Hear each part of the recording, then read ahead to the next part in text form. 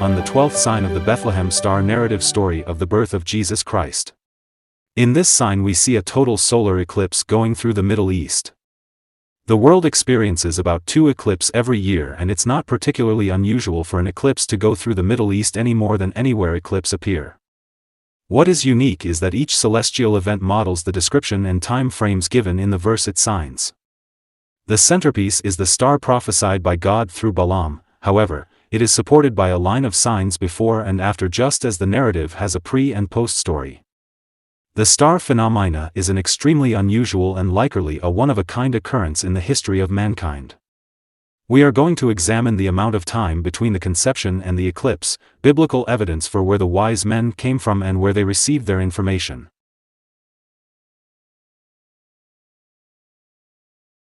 The 12th sign of the Bethlehem star narrative story. In the 12th sign, we see a total solar eclipse that's coming through the Middle East, and it's visible to the wise men. The wise men have seen the beginning of the star, which is Saturn and Jupiter, have come into conjunction, forming a much brighter star. And they go past each other 3 times, a triple conjunction over a 280-day period. And that conjunction starts May 29th. Once they begin to see this star, and they're watching it, and then come 3/4 way through October, the 5th month is the solar eclipse. So here we are in NASA's catalog of solar eclipse, okay?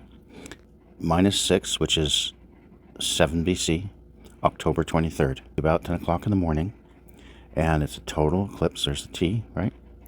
And then it's located south of India. It's in the ocean, and it's 4 minutes and 17 seconds. And when you look at the picture, you can see the epicenter there, south of India, and the blue line is going right through the Middle East. So here we can see the eclipse. It's about 8:30 in the morning, and there is what it looks like from Jerusalem. So it's not total, but it's there. It's in Libra, the justice scales, right? And there are many verses that speak of Jesus bringing justice. Jesus, all judgment is given over to Jesus. So it's appropriate that during the celestial events that lead up to the birth of Jesus, that this solar eclipse be in the justice scales. Of course, all the constellations are representations of the nation of Israel after the law of Moses.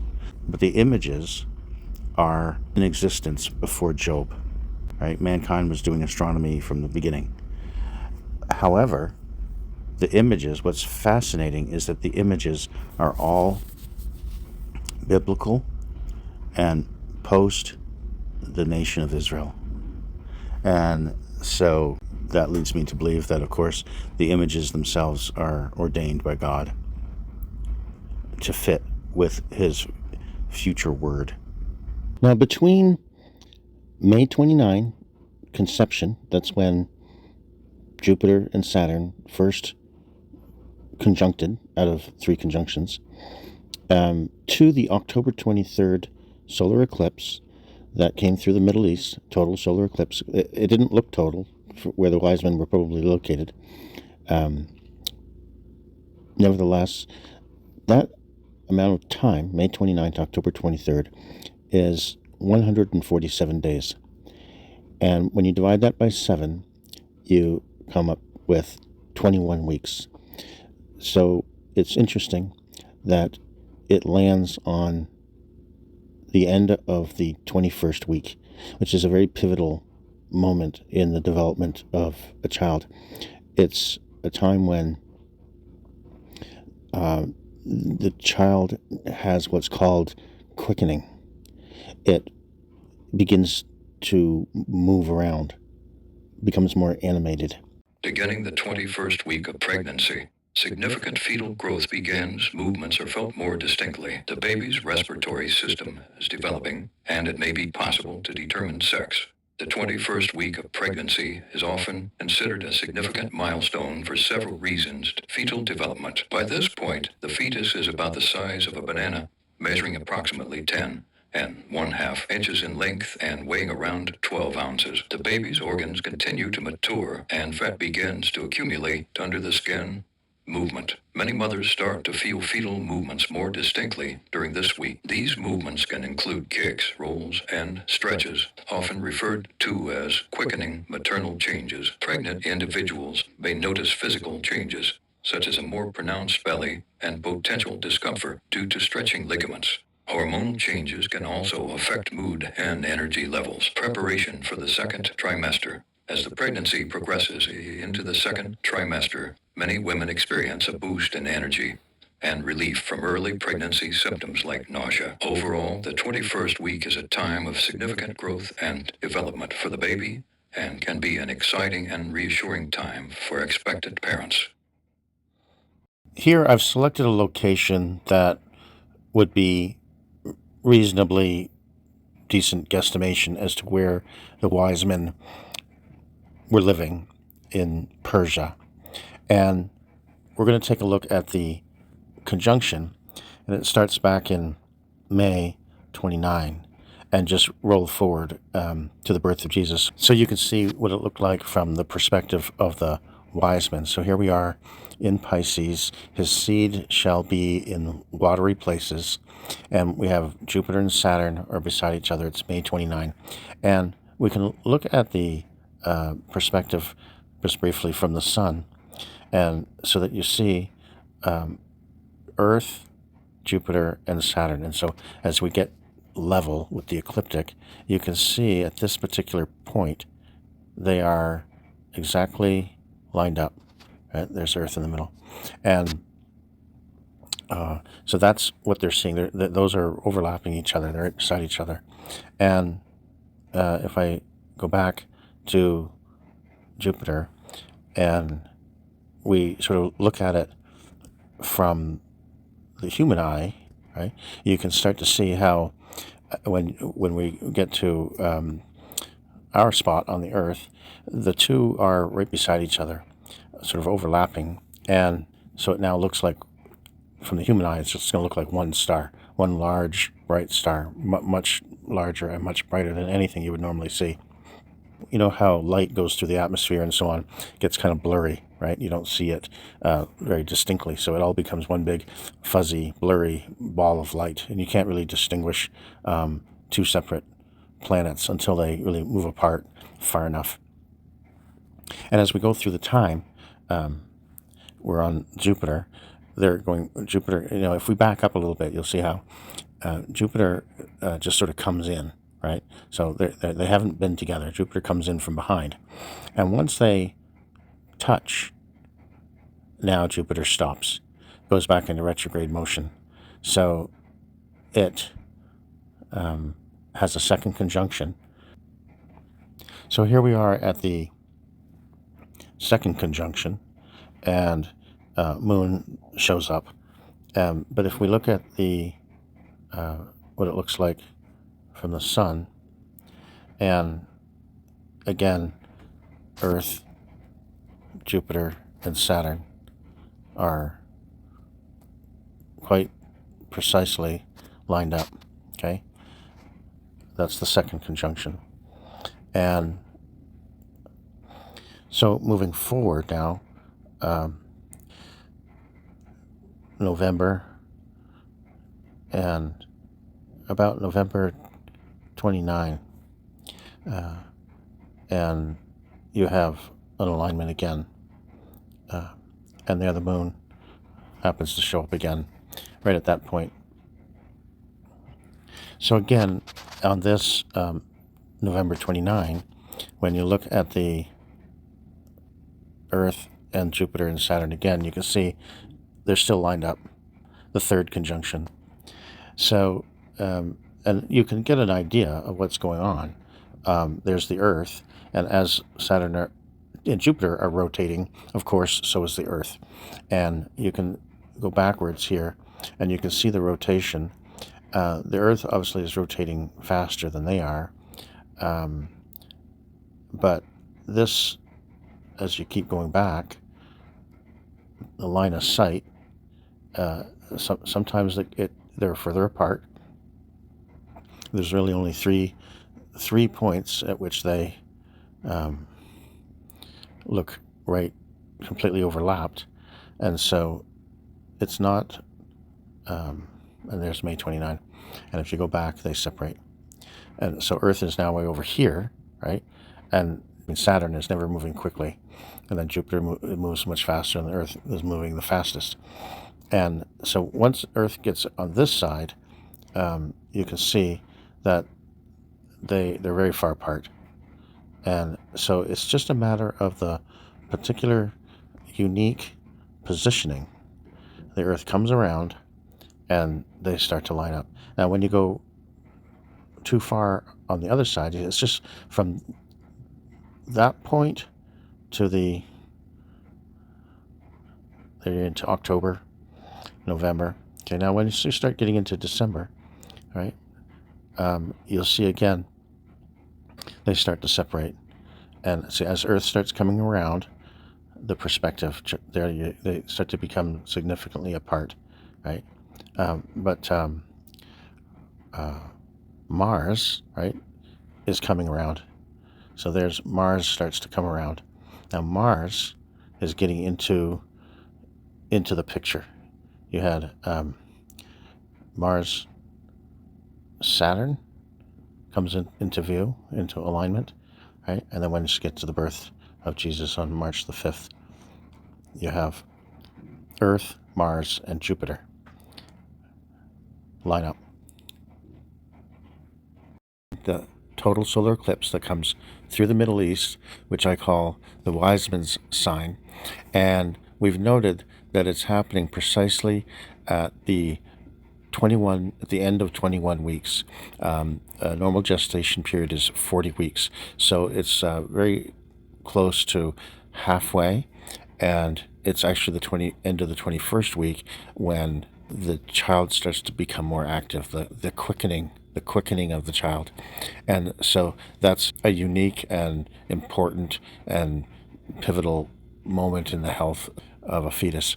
So now we're going to actually look at the various verses that provide information to us about the Wisemen.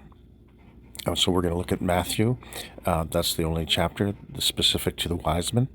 And then we're going to move to Daniel, because they were descended from the order of Daniel that he headed.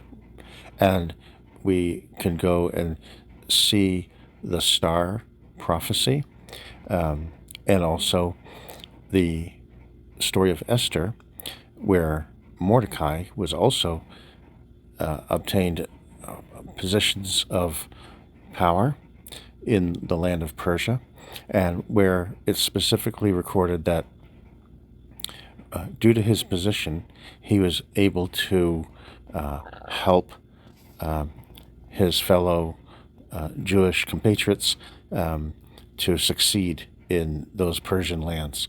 He also would have helped populate the order of wise men with people of Jewish descent. And such was the power and position of Mordecai. We're here in Matthew 2. They come to Jerusalem. They're looking for the king that is born, the king of the Jews. They've seen his star when they were living there in the east. And they're arriving when King Herod is ruling. And King Herod is troubled by this news. Even the priests, they're not aware that their Messiah was born. So they have to look up in the books to figure out where he was born. And so they find the passage in Micah. So here it is. But thou, Bethlehem Ephratah, though thou be little among the thousands of Judah, yet out of thee shall he come forth unto me that is to be ruler in Israel. So here's what is called the Torah portions. And the Torah portions are sort of the Jewish readings for every Sabbath. And they take the Torah combined with a prophet, readings from the prophets, and they come up with 52 portions. And they'll spend 2 or 3 hours on a Sabbath reviewing them. And notice here that the Balak Torah portion, number 40, which they're going to read July 25th, right? They're going to read, it's 16 Tammuz, the Jewish calendar year. They're going to read Numbers 22 to 25, which relates to the Balaam star. And they're going to read Micah chapter 5, which relates to the, what we just read, the Bethlehem story. So this is fascinating that the Torah portion includes the prophecy of the star prophecy of when Jesus would be born, and the Micah prophecy of where he would be born. It just so happens that they don't believe Jesus was the Messiah, and yet their Torah portion is telling them, here's the star event prophecy of his birth, and here's where he's going to be born, right? And they completely missed it. The Wisemen come, and it's the Wisemen that have to tell them, hey, by the way, your Messiah has been born, and they don't even know it. And then I guess in modern times they add a gospel. If you're, this is a publication from Messianic Jews, so of course they're going to have a gospel chapter added on to the historical Torah portions. Now these Torah portions go back a long time. So Herod privately calls the Wisemen and diligently, right? So this really means exactly, to know accurately, and he investigates, right? So they tell him precisely when they saw the star that represents the birth of Jesus. So Herod has a plan. He wants the Wisemen to go and actually find Jesus, and then come back, let me know where he is, so that I can go worship him too. And they departed, and I believe that they may have departed the next morning. And the reason for that is that when they saw the star, they rejoiced exceedingly great joy because they saw it again.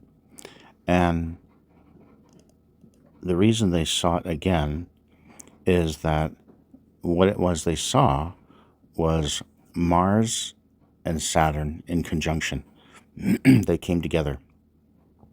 And it takes 2 years for Mars to go around. So and they tell Herod, we saw the birth 2 years ago. Well, it's been 2 years. Mars has come around again. And so they see the configuration of the star again. It's actually Jupiter and Saturn in conjunction, and towards the very end they start to split apart, and then Mars and Saturn come into conjunction, which represents Mary settled in Bethlehem, and then 12 days later the time came that she should be delivered of the child. And it's 12 days. And during that 12 days now, Mars moves over so that it's in conjunction with Jupiter and Juno. So it's Mars, Saturn, Juno, 12 days, Mars, Jupiter, Juno, and the child is born. And so they're seeing Mars, Saturn again. And that is part of the star configuration. And so they're very excited about that because it makes them feel that they're on track. And their efforts are going to be fruitful. And they're going to see what they came to see. And the reason why it's the next morning is because this is not an unusual celestial event. This is an everyday celestial occurrence. It's just planets going by, right?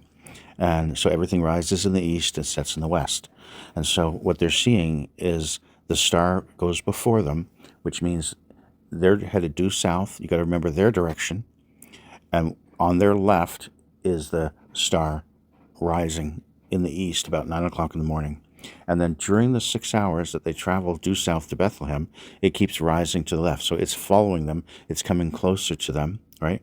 And it's headed towards the center, high noon. And so when they arrive in Bethlehem, it stood over where the young child was. So it's more like high noon, straight up. And so this is all just an elaborate way of explaining to us, because so many people are trying to figure out, over the years, what is this? And the triple conjunction of Jupiter and Saturn was well known since the time of Kepler, who discovered it. The wording tries to make it sound like it's a supernatural event, like it's moving around in some kind of unusual way. But when you think about it, this is just normal movement. It went before them. They saw it. It goes before them. It's coming. It's angled a little bit.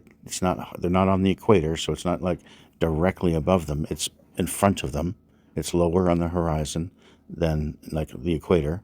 And it's moving from the left towards them to the right as they walk due south and lands straight above. So all of this is just natural movement.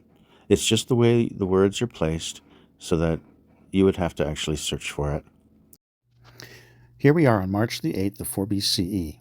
And as the system of Mars and Saturn rises in the east, the Wisemen see it. And it's precisely what they saw 2 years prior. And they're walking due south, and there's south, right? And so as they're walking, it rises in the east and would appear to come before them. It's lower in the horizon than if you were, say, on the equator. So it's going before them. It's in front of them, and it's coming towards them, right? And so it's, as it were, it's leading them as they head due south to Bethlehem. And the amount of time it takes them to get to Bethlehem is about the same amount of time it takes for this system to be directly overhead, as it would lead them and landed them right to Bethlehem. And that star was directly over their head as they approached the town. And that's what the words mean. And they're really just describing every natural movement of sun, moon, and stars, and from the east as it goes to high noon and then sets in the west. It's not any sort of a supernatural sort of movement by some completely supernatural God-created entity of light. It's simply a wording that is actually describing normal planetary movement. As you see it, I think it's the timing that makes it more clear, that it's there in the morning and it's directly overhead as they arrive. And their time of travel and the star movement travel are both the same amount of time. And that's the nature of all of these celestial movements. The movement and time in place on the earth is synchronized with the movement of the celestial sign. And this is a perfect example of the way God designed the movements preordained so that they would occur as the event is happening on the earth into the future, which is amazing to think about, that he has the future planned for all of his appointed events, appointed times, to the second, quite accurately. So he's actually thinking and planning, one of these days I'm going to need some wise men to walk from Jerusalem to Bethlehem, and I want to put into my calculation of the timing of the rotation of the planets, so that thousands and thousands of years into the future, when I'm going to have that happen, these celestial bodies will be positioned to appear to be a certain place at a certain time, just when I need them. And then I'm going to put that in my scriptures. And so it's a phenomenal thing to think about. But when they arrive in Bethlehem, they're arriving into a house. They're not in a stable anymore. Jesus has been born 2 years prior. He's a 2-year-old. And we think there's 3 because there's 3 gifts. And then they see that night in a dream that they have to head home a different way. And then the next night, I think Joseph and Mary, they have a dream, and they get up immediately in the dark and flee to Egypt by night. It was still dark out. And so they head to Egypt. So it's fulfilled, saying, "Out of Egypt have I called my son." And the interesting part about this is that Herod dies a couple of weeks after this, according to Josephus. And there's 7 days of mourning, and then there's about 7 days before Passover. And so that's why, they had to stay in Egypt, because then they would be exempt from having to attend that Passover, because there was a lot of rioting in that Passover. A lot of turmoil going on with Herod dying. Jesus didn't break the law or his parents, by not attending that Passover, because they were exempt. They were out of the country. And so that's why God told him to go to Egypt.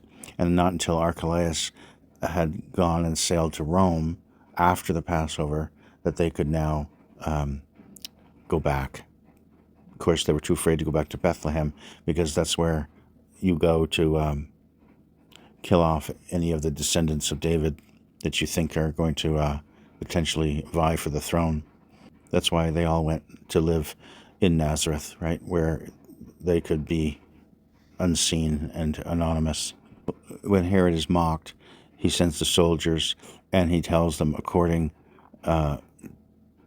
to 2 years old and under, according to the time which he had diligently inquired of the Wisemen, right, accurately. And so when you do go back, it's March 18 is the morning. March the 8th is the morning. And so they're with Herod on March the 7th. So if you go back 2 years plus 2 days, you get to March the 5th, 6 BCE, birth of Jesus. 2 years and 2 days, exactly. So this is very, very accurate. So the children in Bethlehem are killed, okay? And they're killed on March 13. So they travel down March the 8th, and it's 5 days. So within 5 days, they see the star.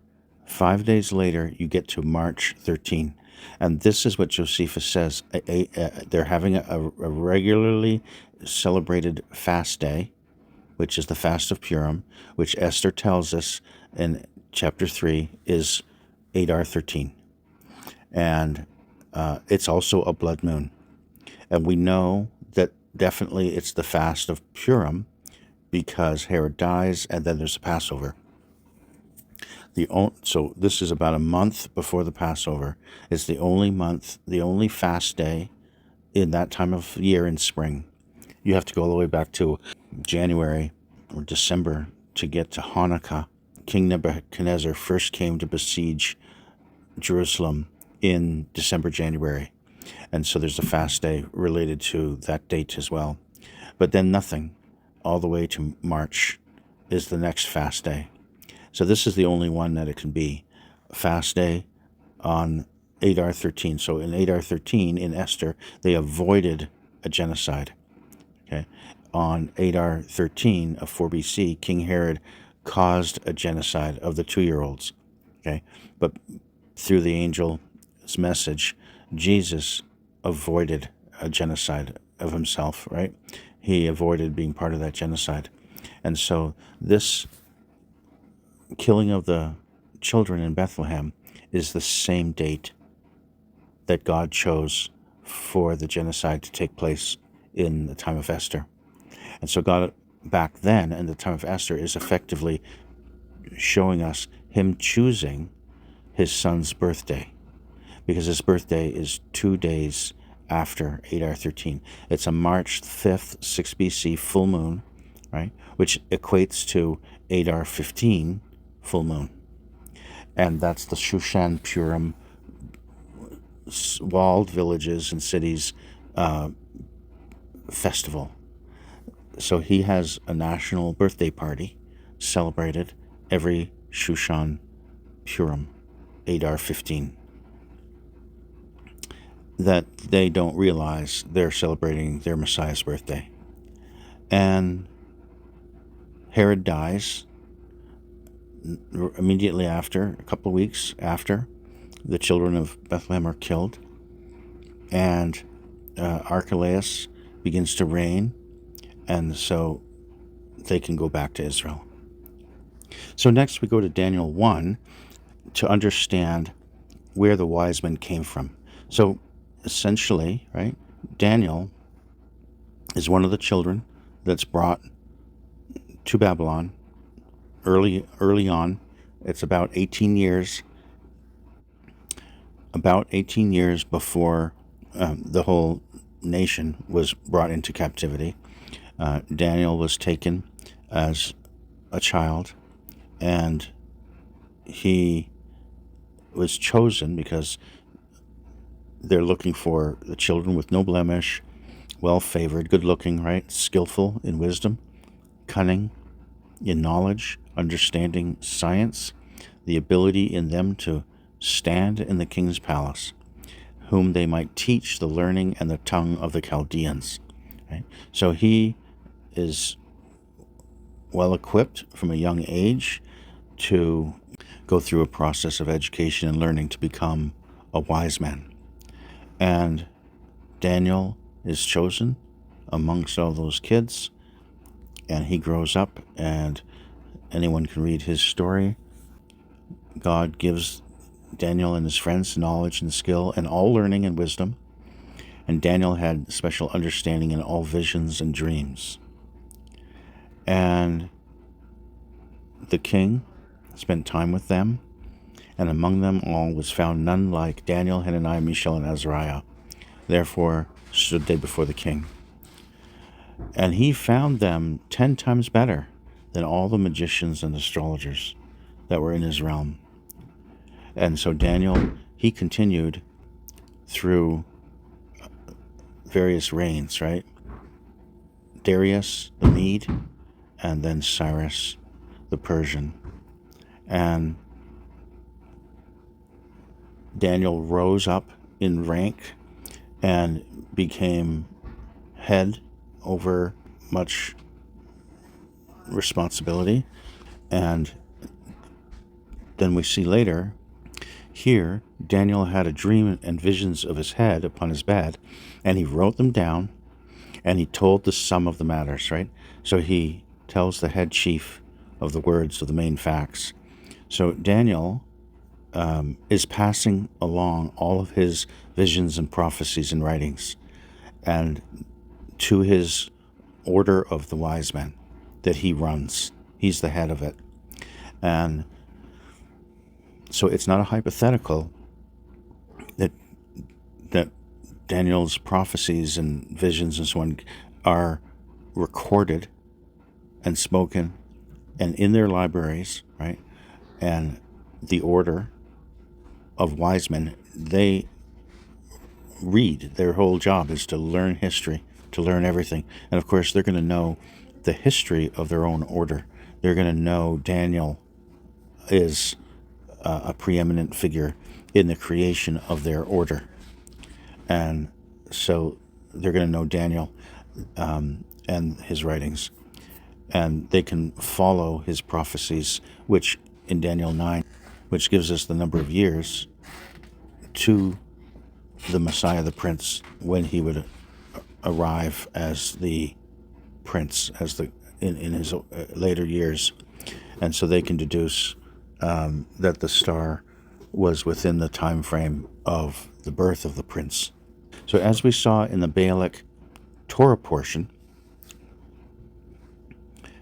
they were reading Numbers 24, where Balaam, who is a diviner, but God takes him over, and he can only speak what God shows him to speak.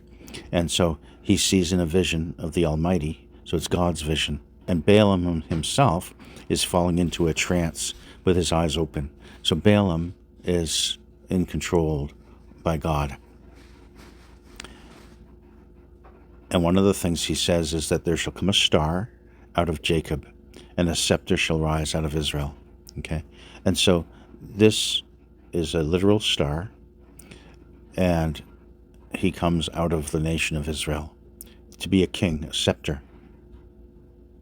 And so this is where they're reading this, and they're understanding that that star is the fulfillment of this prophecy. So that when we go to Matthew and see what they said, where is he that would be born King of the Jews? For we have seen his star. And that all comes from this verse. The scepter, King of the Jews, we've seen his star. And it's out of Jacob, right? So that's a birth. Jacob is the young man when he's young and he has children, right? And so this is referring to a birth. The king phase is out of the mature man, Israel. And the younger phase is the star. So born a star and then grows up to become eventually king of Israel. And here we can see what the star means. So first of all, let's go down to the actual definition of the star. You can see when you drill into the meaning of star, it's kokab, and it's in the sense of blazing. A star, it's in the sense of blazing. A star, round or as shining, figuratively a prince, right? Messiah the Prince, it says in Daniel 9, right? And so he comes with a celestial star sign. And then when you drill in further, another root word is kabon, and it means to heap up. Kava, right? Burn, scorching burn, right? So the actual star was a conjunction of Jupiter and Saturn, and that means they've come together, right? That means they've heaped up. So they're one brightness as singular stars, but when they heap up, they become even brighter. And so this is what they're seeing, a very bright star, a triple conjunction over a 280-day normal human gestation period. And they watch it from beginning to end, so that because they're astronomers, that's what they do. Each and every day they have a whole team of people watching this every day, recording everything they see. And so, of course, they can add up the days from the beginning to the end. And they see that it fulfills all of these things. It heaped up, and it burned and scorched very bright, right? And we know that, in addition, that the Jews believed that this star was the messianic prophecy, because when they had a revolt called the Bar Kokhba revolt, right, it began with a person named Simon, but he took on himself Bar Kokhba, the son of Kokhba, right? And this Kokhba name was not his real name. The revolt was influenced by messianic hopes. So this gentleman, Simon, made out as though he was the Messiah, and he gave him his name, Bar Kokhba, the son of the star. And so he developed a following, and they all died, and Israel got dispersed even more, and were tormented even more as the years went by afterwards, and as they got dispersed. And so their own other experts have said, right, on the other hand, it is certain that the name Bar Kokhba is only an epithet derived from our Akaba's application of the verse to Kazaba, there shall come a star out of Jacob. Eusebius also adds to the remark that it signifies star, and so does Senellus, right? Indicating that they knew that the name was only a figurative one, right? So this Bar Kokhba comes from the name of this star, Kokhab. And so you can see the similarities in the pronunciation of that word, of this word star. It means Bar Kokhba. I'm not sure exactly how they pronounce it, but that's what he took on, the name of the star, plus he received support from the high priest of the time, right? Daniel rose to great power in that part of the world where the Wisemen came from, and the Wisemen are descendants of him and his order. But in addition to that, in the book of Esther, right, we find that Mordecai became great in the king's house, and his fame went out through all the provinces. For this man Mordecai waxed greater and greater. And all the acts of his power and of his might, and the declaration of the greatness of Mordecai were unto the king advanced him. And Mordecai the Jew was next unto the king Ahasuerus, and great among the Jews, and accepted of the multitude of his brethren, seeking the wealth of his people, and speaking peace to all his seed. Right? So there it is. Mordecai, right, is seeking the wealth of his people. So in his position, he can promote Jews. And so it is possible, right, that the order of Wisemen, over time, at least during Mordecai's era, could have been infused with more Jews. And so that these wise men may very well have had Jewish origins.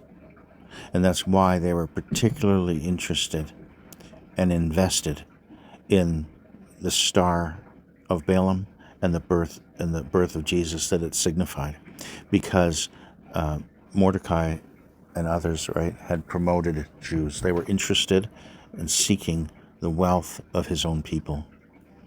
And so the wise men, of course, they've lived in Persia now for centuries.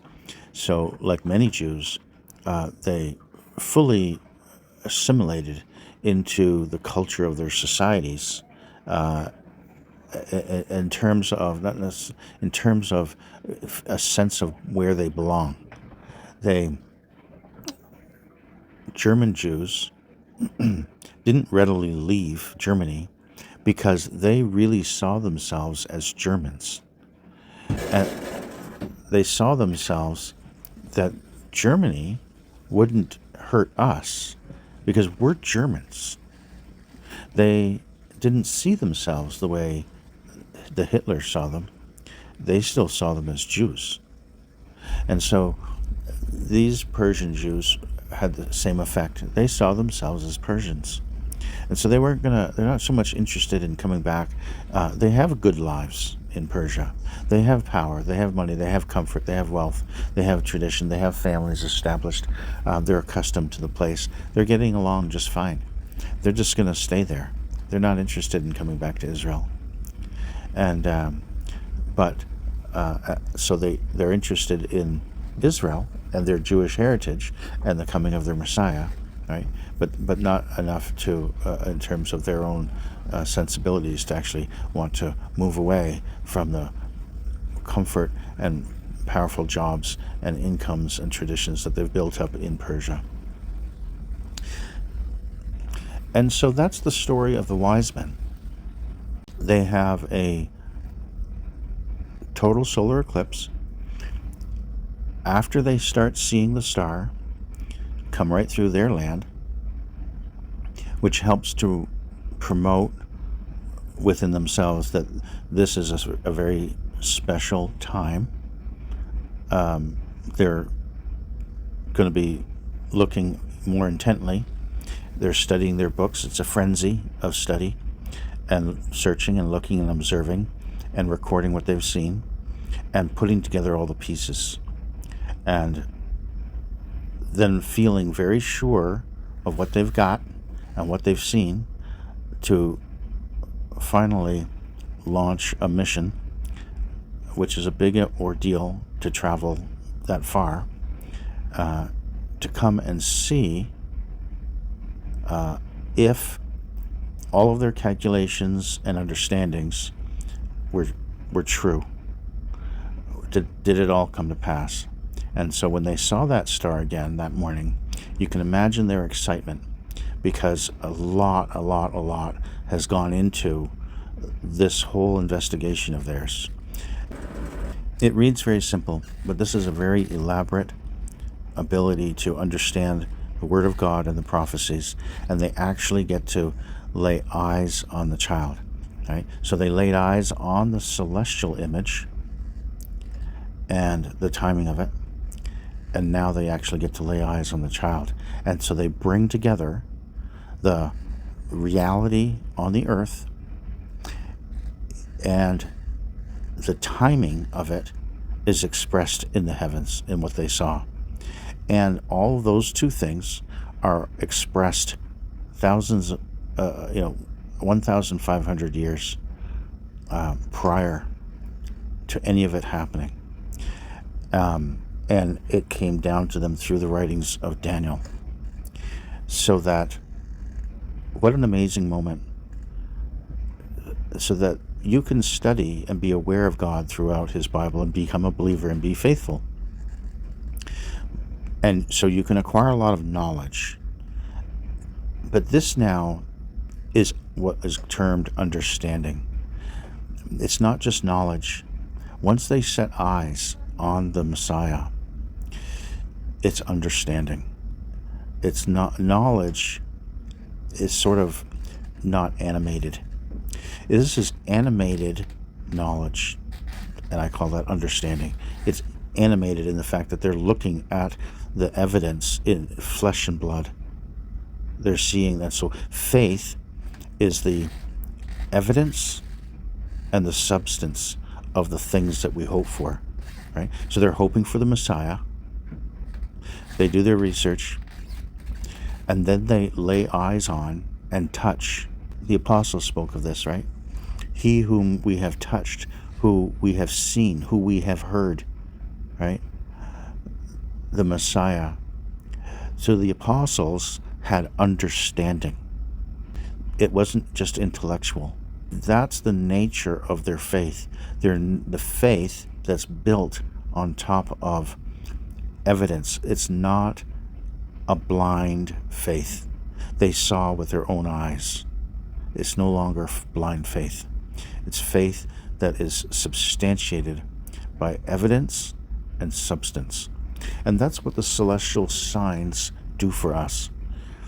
They give us concrete evidence as we see them in the application, knowing that the application is absolutely fine-tuned to be very, very accurate, so that we can rely on it, and we see it in history.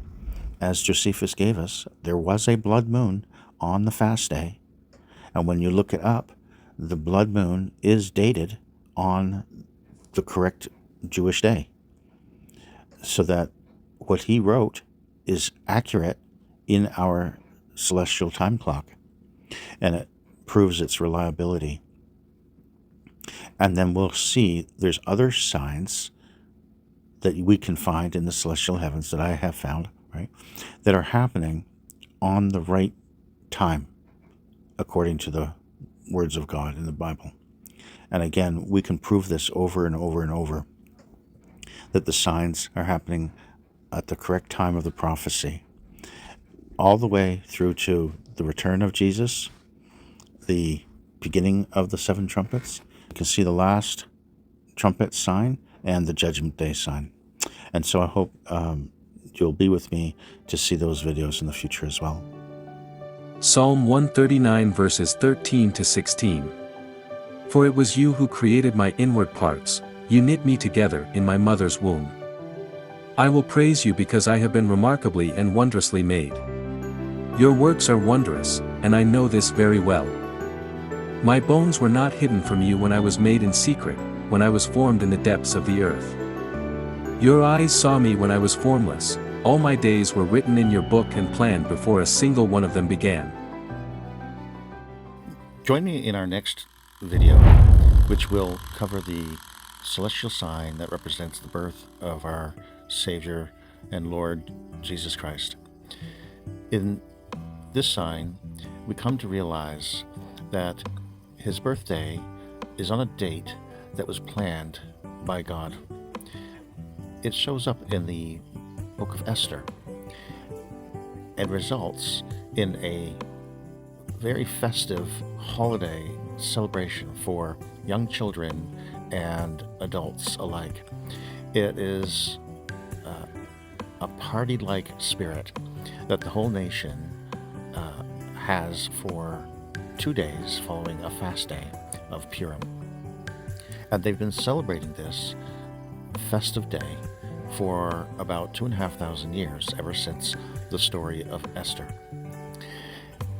And so while they think they are celebrating in remembrance of a time when they've been liberated from the potential of a national genocide, which would effectively also kill off the Messiah, they're actually celebrating the birth of their Messiah and the liberation of our sin. And so join with me as we look at the actual hand of God writing his words into the movements of the celestial signs in coordination with his holy scriptures.